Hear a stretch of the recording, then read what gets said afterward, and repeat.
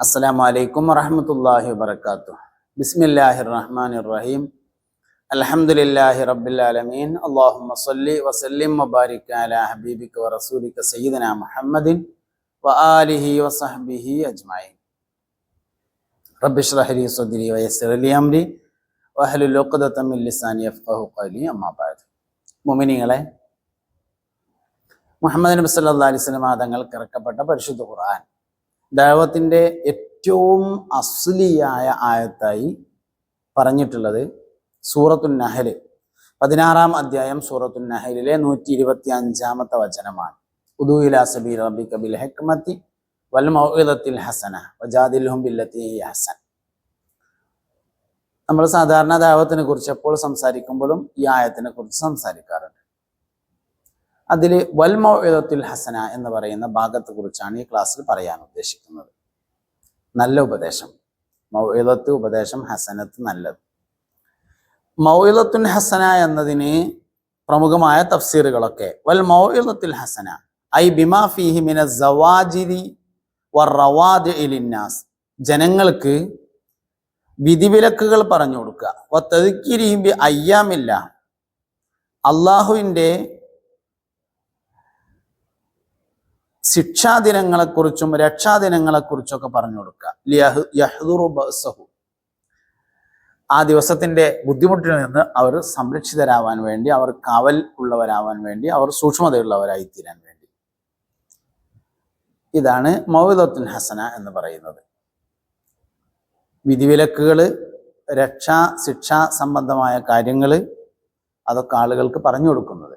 ഇതിൽ ഹസനത്ത് എന്ന ഒരു നിബന്ധന കൂടി ചേർത്തു. മൗഇദത്തിന് ഹസനത്ത്, ഹസനത്തായ മൗഇദത്ത് എന്നാണ്. 3 കാര്യങ്ങൾ ഉണ്ടാവുമ്പോഴാണ് ഹസനത്താവുക എന്നാണ്. ഒന്ന്, സ്നേഹ സമീപനം, കേൾവിക്കാരന് ശത്രുത തോന്നാത്ത തരത്തിലുള്ള സമീപനം. എന്ന കാര്യങ്ങളൊക്കെ പറയും വേണം. ദീന് പറയണം, ആദർശം പറയണം, നന്മ പറയണം, നല്ല കാര്യങ്ങൾ പറയണം. പറയപ്പെടുന്നവൻ, കേൾവിക്കാരന് പറയുന്നവനോട് നിഫ്രത്ത്, വെറുപ്പ് തോന്നാത്ത തരത്തിലുള്ള സംസാരം. അഭിപ്രായ വ്യത്യാസം ആവാം എന്ന് പറഞ്ഞാൽ ഉണ്ടാവും എന്നർത്ഥം. അഭിപ്രായ വ്യത്യാസം നല്ലതാണ് എന്നുള്ളതല്ല, അഭിപ്രായ വ്യത്യാസം ഉണ്ടാവും. അതിന് ഇഖ്തിലാഫ് എന്നാണ് പറയുക. അത് നിഫ്രത്ത് എന്ന വെറുപ്പാകരുത്. അഭിപ്രായ വ്യത്യാസമുള്ളവനോട് നമുക്ക് ദേഷ്യമുണ്ട്, അത് ആ അഭിപ്രായ വ്യത്യാസത്തിന്റെ പേരിലാണ്. അൽ ഗളബു ഫില്ലാഹി, അൽ ഹുബ്ബു ഫില്ലാഹി വൽ ഗളബു ഫില്ലാഹി. അള്ളാഹുവിന്റെ മാർഗത്തിലുള്ള ഹുബ്ബും അള്ളാഹുവിന്റെ മാർഗത്തിലുള്ള ദേഷ്യമാണ്. ആ ദേഷ്യമുള്ള കാര്യം അയാളിൽ നിന്ന് പോയാൽ അയാൾ നമുക്ക് ഏറ്റവും പ്രിയപ്പെട്ട ആളായി മാറണം. പിന്നെ ഓൻ പണ്ടന്നെ അങ്ങനെ തന്നെ അല്ലേ എന്ന് പറഞ്ഞതിൽ അർത്ഥമില്ല. ഈ തമ്മ് തെറ്റുമ്പോ ഒരു പ്രശ്നമുണ്ട്. 2 ആൾക്കാർ തമ്മ് തെറ്റിയാൽ, തെറ്റുമ്പോൾ വലിയ കുഴപ്പമുണ്ടാവില്ല, ചെറിയ എന്തെങ്കിലും വിഷയിക്കാറ്. അപ്പൊ തന്നെയാണെങ്കിൽ അസ്സലാമു അലൈക്കും ഒന്നും വിചാരിക്കണ്ട കേട്ടോ, ഞാൻ ഒന്നും ഉണ്ടായിട്ട് പറഞ്ഞല്ല എന്ന് പറഞ്ഞാൽ ക്ലിയർ ആവും.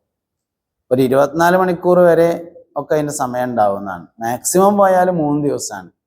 പിന്നെ ഒരാളെ ഇടയിൽ നിൽക്കാതെ പറഞ്ഞാൽ ഒരിക്കലും നേരാവില്ല എന്നുള്ളതാണ്. കാരണം 3 ദിവസം കഴിയുമ്പോഴേക്ക് തെറ്റിയ കാരണം മറന്നു പോയിട്ടുണ്ടാവുന്നതാണ്. പിന്നെ വേറെ പലതോ പറയാം. അതിൽപ്പെട്ടതാണ്. അല്ലെങ്കിൽ ഓൻ പണ്ടന്നെ അങ്ങനെയായിരുന്നു എന്ന്. പണ്ടന്നെ അങ്ങനെ ആയതുകൊണ്ട് തെറ്റുകയാണെങ്കിൽ പണ്ടന്നെ തെറ്റണ്ടേ, ഉണ്ടായിട്ടില്ലല്ലോ, അപ്പോഴാണ് തെറ്റിയത്. അപ്പൊ കാരണം എപ്പോഴാണ് ഉണ്ടായത് എന്ന് മനസ്സിലാവും. പക്ഷെ എന്തിനാണ് തെറ്റിയതെന്ന് പിന്നെ പറയില്ല. പിന്നെ വേറെ കുറേ കാര്യങ്ങൾ മനുഷ്യൻ പറഞ്ഞുകൊണ്ടിരിക്കുന്നു. അപ്പൊ ഇതൊക്കെ നിഫ്രത്തിലേക്ക് മാറുകയാണ് അഭിപ്രായ വ്യത്യാസം. അപ്പൊ ഇഖ്തിലാഫ്, അഭിപ്രായമുള്ളവർക്കൊക്കെ അഭിപ്രായ വ്യത്യാസം ഉണ്ടാവും. എല്ലാ അഭിപ്രായമുള്ളവർക്കും അഭിപ്രായവും ഉണ്ടാവും, അഭിപ്രായ വ്യത്യാസവും ഉണ്ടായേക്കാം എന്നാണ് കേട്ടോ. അല്ലാതെ അഭിപ്രായ വ്യത്യാസം ഉണ്ടാവും നിർബന്ധമാണ് എന്നല്ല, ഉണ്ടായേക്കാം. പക്ഷെ എന്ത് വേണം, അത് വെറുപ്പാകാതെ സൂക്ഷിക്കണം. എന്തിലാണോ അഭിപ്രായ വ്യത്യാസമുള്ളത് ആ കാര്യം നീങ്ങിയാൽ അവൻ നമ്മുടെ ഏറ്റവും അടുത്ത സുഹൃത്തായി ഇരിക്കണം, സുഹൃത്തായി മാറണം. അതിനനുസരിച്ചായിരിക്കണം ഉണ്ടായിരിക്കേണ്ടത്. അപ്പോൾ ഹസനത്ത് എന്ന് പറയാനുണ്ടായ കാരണം അതാണ്. ഒന്ന്, സ്നേഹ സമീപനം, കേൾവിക്കാരന് ശത്രുത. തോന്നാത്തതാണ്. നബി സല്ലല്ലാഹു അലൈഹി വസല്ലം തങ്ങളോട് അല്ലാഹു തആല പറഞ്ഞു കൊടുത്തിട്ടുണ്ട്, വലൗ കുന്ത ഫളൻ ഗലീദൽ ഖൽബി ലംഫദ്ദു മിൻ ഹൗലിക്.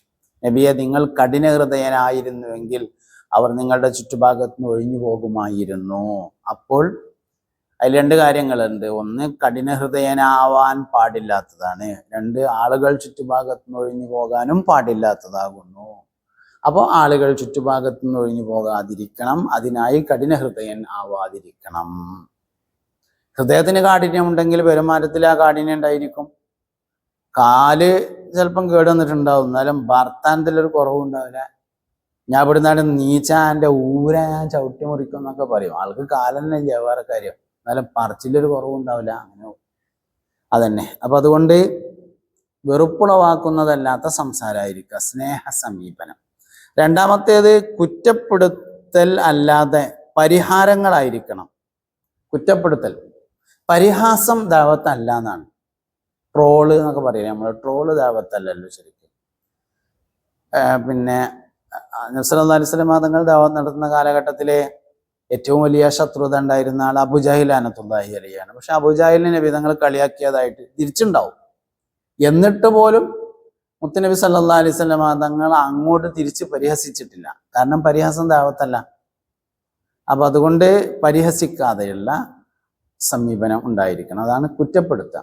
കുറ്റപ്പെടുത്തൽ ആർക്കും ഇഷ്ടമില്ല, ഒരു മനുഷ്യനും ഇഷ്ടം ഉണ്ടാവില്ല. ഉപദേശം ഇഷ്ടമായിരിക്കും. ഉപദേശവും കുറ്റപ്പെടുത്തലും രണ്ടാണ്.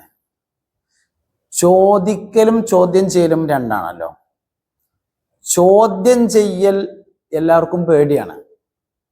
അതേസമയത്ത് ചോദിക്കൽ കുഴപ്പമൊന്നുമില്ല, ഉത്തരം അറിയെങ്കിൽ പറഞ്ഞാൽ മതി, അല്ലെങ്കിൽ പറയണ്ട. ചോദ്യം ചെയ്യൽ, ഇപ്പോൾ എത്ര പഠിച്ച ആൾക്കും പരീക്ഷ വരുന്നുണ്ട് എന്ന് പറഞ്ഞാൽ പേടി ഉണ്ടാവും. എന്താ കാരണം? അത് ചോദ്യം ചെയ്യാണ്, അതിൻ്റെ ഉത്തരത്തിനനുസരിച്ച് മാർക്കുണ്ട്, പ്രശ്നമാണ്. അതന്നെ. അതേസമയത്ത് ഒരാളൊരു ചോദ്യം ചോദിച്ചു, നമ്മളോട് ഉത്തരം കിട്ടിയില്ല, പ്രശ്നമല്ല. അതുകൊണ്ട് ചോദിക്കലും ചോദ്യം ചെയ്യലും രണ്ടാണ്. അതേ സംഗതി തന്നെയാണ് ഇവിടെ ഉള്ളത്.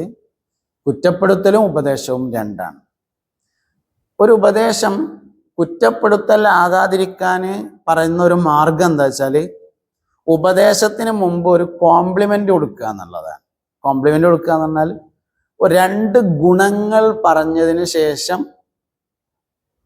നബി സല്ലല്ലാഹു അലൈഹി വസല്ലം തങ്ങൾ പറഞ്ഞല്ലോ, നിഅമൽ അബ്ദു എന്ന് പറഞ്ഞിട്ടാണ് പറയാ. ഇന്ന ആള് നല്ലവനാണ് എന്ന് പറഞ്ഞിട്ട് ഗുണം പറഞ്ഞതിന്റെ ശേഷം, ലൗലാ തൂലു ജുമ്മത്തിഹി, ആ മുടി അത്ര നീളല്ലെങ്കിൽ വളരെ ഉഷാറായിരുന്നു. അപ്പൊ ഗുണങ്ങൾ പറഞ്ഞതിന് ശേഷം പറയുന്ന ഒരു രീതി, അതാണ് സ്വീകരിച്ചു വരേണ്ടത്. അപ്പോൾ ആരെയാണെങ്കിൽ ഉപദേശിക്കണേ, അപ്പൊ നമ്മൾ കീഴിലുള്ള ഒരു ജോലിക്കാരനെ ഉപദേശിക്കുകയാണ്, കുറെ ഗുണങ്ങൾ പറഞ്ഞിട്ട് തിരുത്തേണ്ട ഒരു ഭാഗം കൂടി പറയുമ്പോൾ ആൾക്കാർക്ക് ഉൾക്കൊള്ളാൻ വേണ്ടി പറ്റും. മറ്റത് കുറ്റപ്പെടുത്തൽ മാത്രമായാൽ ഭർത്താവിനെ ഭാര്യയെ ഭർത്താവ് പോലും ഉൾക്കൊള്ളൂല എന്നുള്ളതാണ്. മാതാപിതാക്കളെ മക്കളെ മാതാപിതാക്കളോ പോലും ഉൾക്കൊള്ളാൻ വേണ്ടി കഴിയില്ല കുറ്റപ്പെടുത്തലാവുമ്പോൾ. മൂന്നാമത്തേത്, ഭയപ്പെടുത്തലും പ്രതീക്ഷയും നൽകുന്ന തരത്തിലായിരിക്കണം.